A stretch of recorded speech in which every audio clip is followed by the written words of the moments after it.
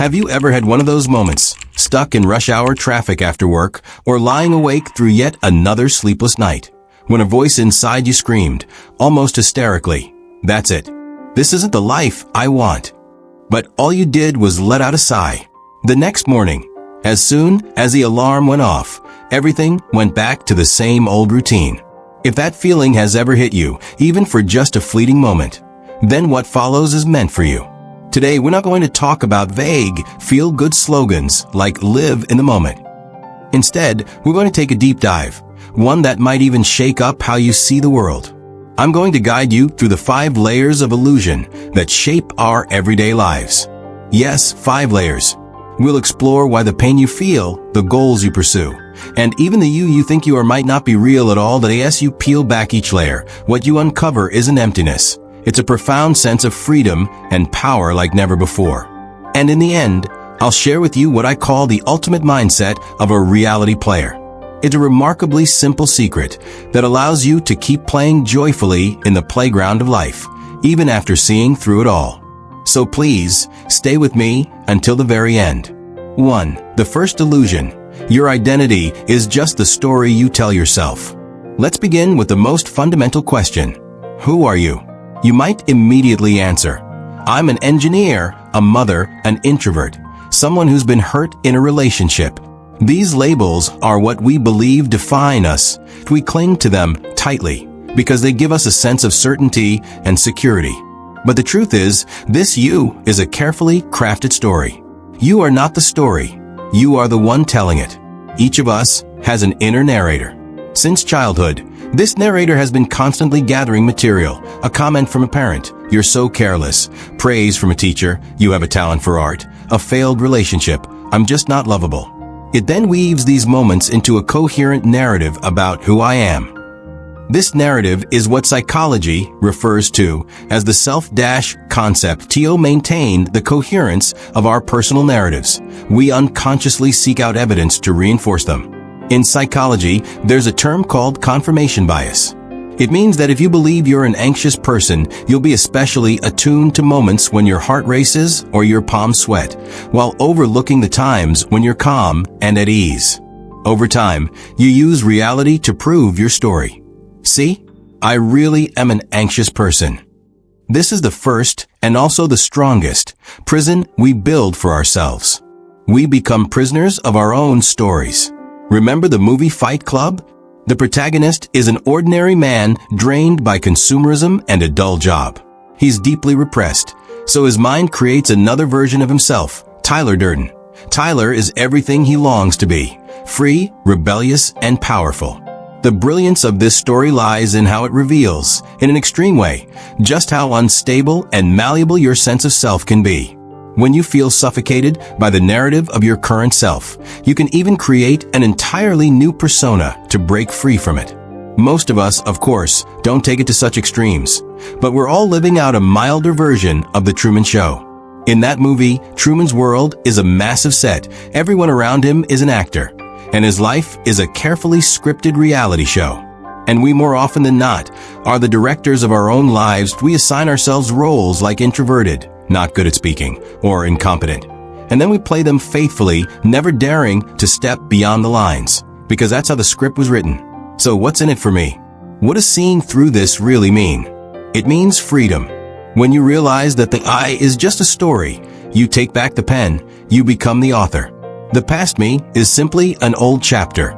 It doesn't mean you can't write new ones going forward.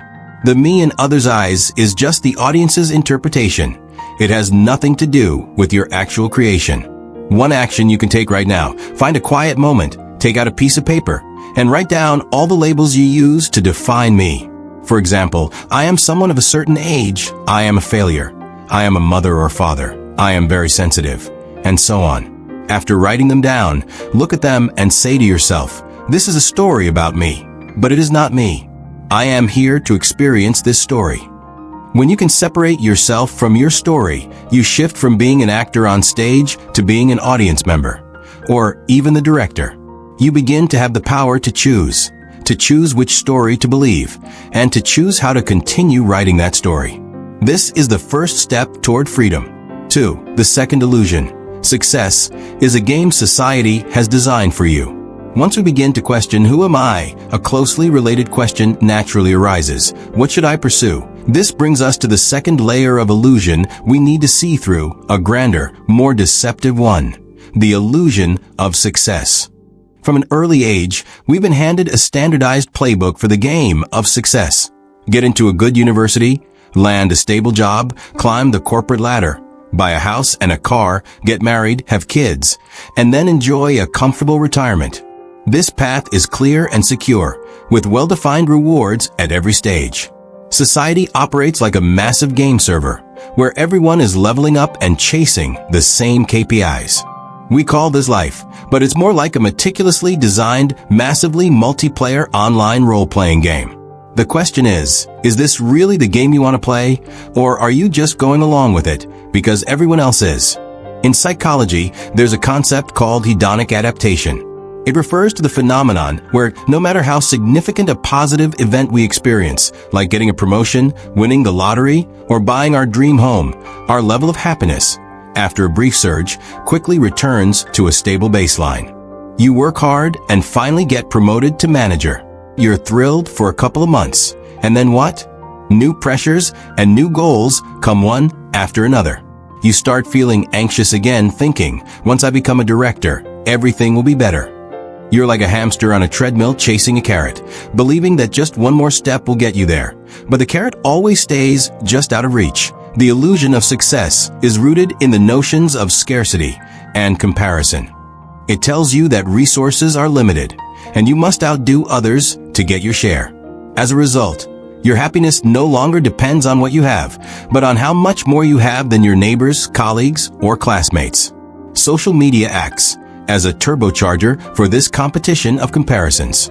As you scroll through WeChat moments and Instagram, seeing others show off their travels, gourmet meals, and designer bags, your own life can start to feel dull and uninspired. But what you're seeing are carefully curated highlight reels of other people's lives, trailers, not the full movie. Yet you're comparing them to your own unfiltered reality. F. Scott Fitzgerald's The Great Gatsby is perhaps the most iconic fable about this very illusion. Gatsby spent half his life building a dazzling empire of wealth, all for one ultimate goal: to win back Daisy. He believed that by acquiring wealth and status, the hallmarks of success, he could attain the love and happiness he longed for. But in the end, when the illusion shattered, he realized that everything he had pursued was empty. The green light he had fought so hard for, the symbol of his ultimate dream, was nothing more than an ordinary lamp on a dock across the bay. Seeing through this illusion doesn't mean you should quit your job and retreat to the mountains. On the contrary, it empowers you to redefine what it truly means to win. It poses a deeper question. What does a truly rich life mean to you? Perhaps, for you, a rich life means having time you can truly call your own, rather than earning a higher salary. Maybe it means having a few close friends you can call in the middle of the night to pour your heart out to, rather than hundreds or thousands of friends who just like your posts. Maybe it means having a healthy body capable of running a marathon, rather than owning a luxury car. One action you can take right now: stop asking, what should I do to be successful? And start asking, what can I do that makes me feel truly alive? Create a life experience list instead of a life goals list. On this list, you might write, learn to play a musical instrument even if you sound awful, live in a foreign country for a month even if you don't speak the language, love someone wholeheartedly, even if it might lead to heartbreak. When you start playing your own game, you stop being a slave to the illusion of success and become the player of your own life. You no longer need anyone else's scoreboard, because every moment you experience is a reward in itself. 3. The third illusion. Your pain doesn't come from the facts, but from how you interpret them. After seeing through the illusions of self and success, we must confront something even more challenging and persistent: pain. Heartbreak, failure, the loss of a loved one. These feel so real. How could they possibly be illusions? Here we need to make a crucial distinction: pain and suffering. Pain is objective. It is a primal physical or psychological signal. When your hand gets cut, it hurts. When you lose someone you love, your heart aches. This is unavoidable and part of the human experience. Suffering, however, is subjective. It is the story we construct around the pain. An event occurs, that is the fact, and the event itself is neutral. What causes us to suffer is our interpretation, judgment, and resistance to that event. The Stoic philosopher Epictetus of ancient Rome said, "It's not what happens to you, but how you perceive it that troubles you." This sentence is the key to breaking the illusion of suffering. For example, you got fired. The fact of being fired is pain. It brings insecurity and uncertainty. But the story that follows is the real source of suffering. "I'm such a failure, I couldn't even keep my job." This is a story of self-criticism. "My boss was so unfair. I gave so much to the company." This is a story of injustice and anger. "I'll never find another job this good. My life is over." This is a catastrophic story. You replay the moment you were fired over and over in your mind, imagining what your coworkers are saying about you, picturing a bleak future. And just like that, a one-time pain turns into an endless cycle of suffering. You have become both the devoted audience and the lead actor in your own tragic story, completely immersed and unable to pull yourself out. Many spiritual traditions, such as Buddhism, have explored this core issue. In Buddhist teachings, dukkha, often translated as suffering, largely arises from our attachment to pleasure and aversion to pain. We desperately try to hold on to the good and push away the bad. But the nature of life is fluid and impermanent, and this futile resistance creates immense tension and suffering. In the movie Inception, the protagonist Cobb's pain perfectly illustrates this. His wife Mal is dead, that is the fact, the pain. But he cannot accept that in his dreams, he keeps constructing a reality where his wife is still alive, becoming deeply immersed in a story woven from guilt and remorse. This story, this obsession he can't let go of, has become his greatest inner demon, keeping him from returning to true reality. His suffering doesn't come from his wife's death, but from his refusal to accept the truth. Seeing through the illusion of pain doesn't make you cold or indifferent. On the contrary, it makes you stronger and more compassionate. It allows you to pull your energy away from resisting reality and channel it into responding to reality constructively. When you no longer spend all your energy asking, "Why is it raining?" you can then begin to ponder, "Should I bring an umbrella?" or enjoy a walk in the rain? Fourth illusion. Life is about going with the flow, not precise control. When we try to break free from the constraints of identity, success, and pain, we often fall into another, subtler trap: our obsession with control. We believe that if we plan meticulously and execute perfectly, we can take full command of our lives and avoid all unexpected events. This craving for control is a major source of modern collective anxiety. We rely on calendars, KPIs, and 5-year plans in an attempt to chart a precise course through a life that is inherently chaotic and uncertain. When reality strays even slightly from the path we had envisioned, we're overwhelmed by frustration and panic. But this is exactly the fourth illusion, the illusion that we can control everything. The truth is, there's very little we can actually control. What you can control are your intentions, your actions, and your responses. You can't control outcomes, you can't control other people, and you certainly can't control the ever-changing nature of fate. Imagine you're surfing in the ocean. You can control your surfboard, your balance, and the moment you choose to catch a wave. But you can't control the waves themselves. You can't dictate when they come or how powerful they are. A great surfer isn't someone who tries to conquer the ocean, but someone who best understands how to move with the rhythm of the waves. He feels the energy of the wave and flows with it, rather than fighting against it. Our life is like an ocean. Trying to control it is like trying to hold water in your fist. The tighter you squeeze, the faster it slips through your fingers. In Taoist philosophy, there's a core concept called Wu Wei, often misunderstood as doing nothing. In truth, it means non-forcing, effortless action that flows in harmony with the natural order. Like water, it doesn't collide head-on with obstacles, but flows around them, continuing on its path and ultimately reaching the sea. This illusion shows up most clearly in our relationships. We often try to change our partners, children, or friends, molding them into who we think they should be. We tell ourselves it's for their own good, but at its heart, it's really about our need for control. The result is often a lose-lose situation. The other person feels suffocated and disrespected, while we end up exhausted by our failed attempts to bring about change. The famous serenity prayer, widely known in the United States, says, "Grant me the serenity to accept the things I cannot change, courage to change the things I can, and wisdom to know the difference." This quote perfectly captures the essence of the illusion of control. Much of our anxiety comes from trying to summon the courage to change things that are simply beyond our control. Recognizing the illusion of control doesn't mean giving up or leaving everything to fate. It means focusing your energy where it truly counts, that IT transforms you from an anxious controller into a creative participant. You no longer fall apart when your plans are disrupted.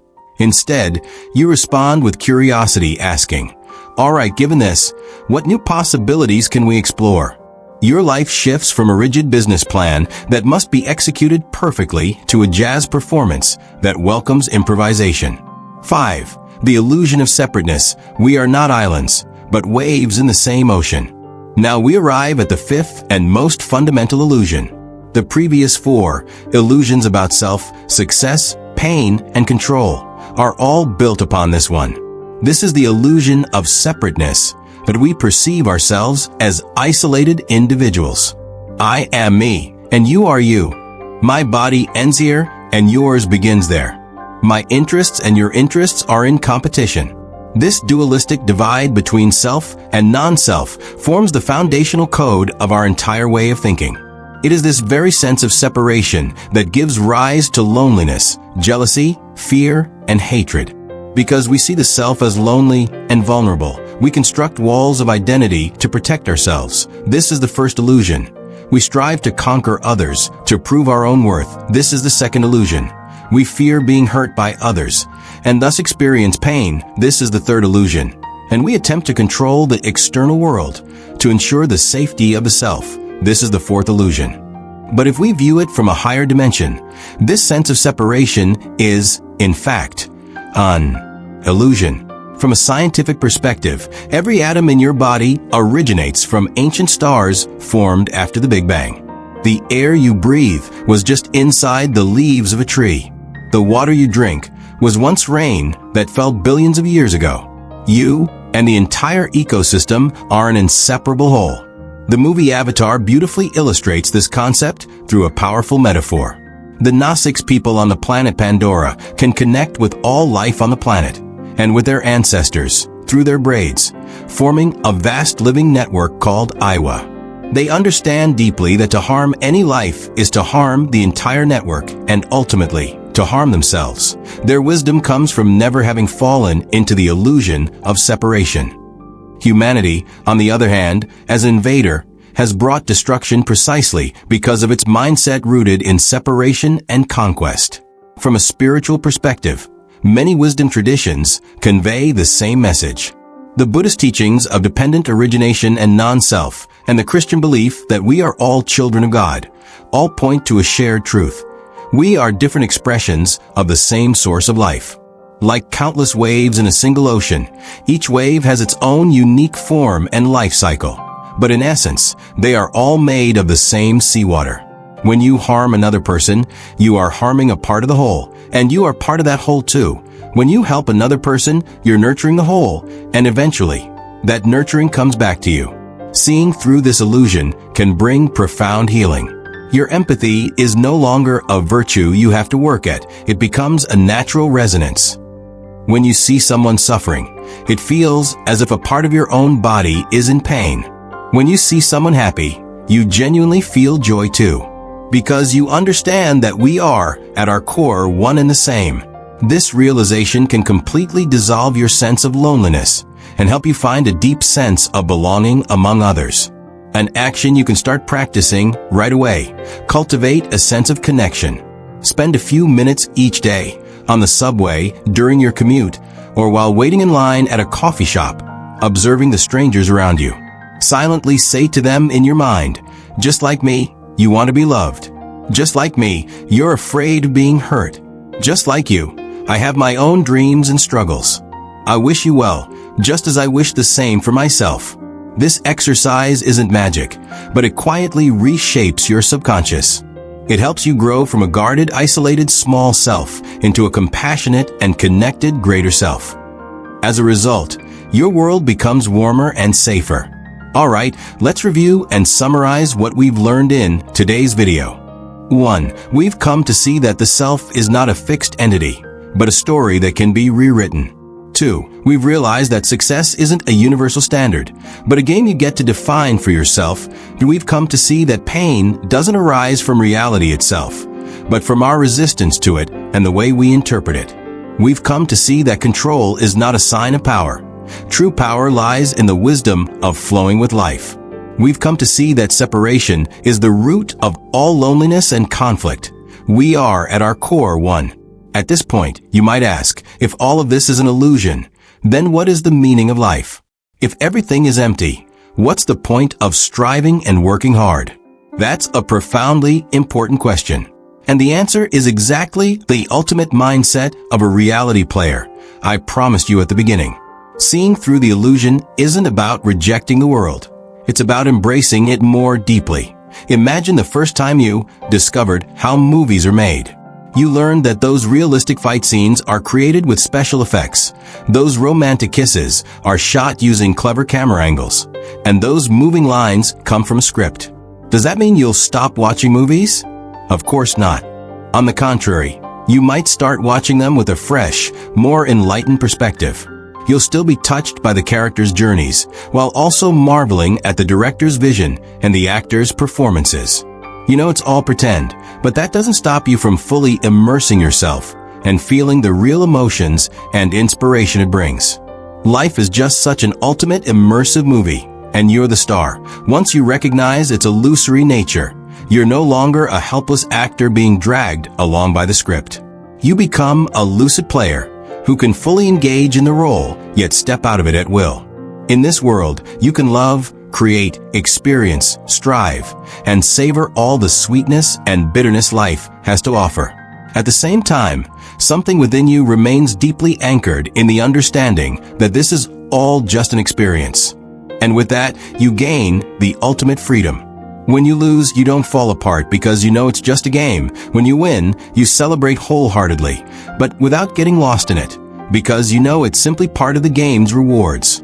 Finally, you can play this game called life with ease, joy, and a sense of lightness. Finally, I'd like to conclude our exploration today with a quote from the great psychologist Carl Jung. He said, "Until you make the unconscious conscious, it will direct your life, and you will call it fate." Everything we've done today has been about bringing those hidden, behind-the-scenes, unconscious illusions into the spotlight, making them conscious. Once you can see them clearly, you reclaim the power to direct your own life. You're no longer a puppet of fate. You become the creator of your own reality. From this moment on, go play.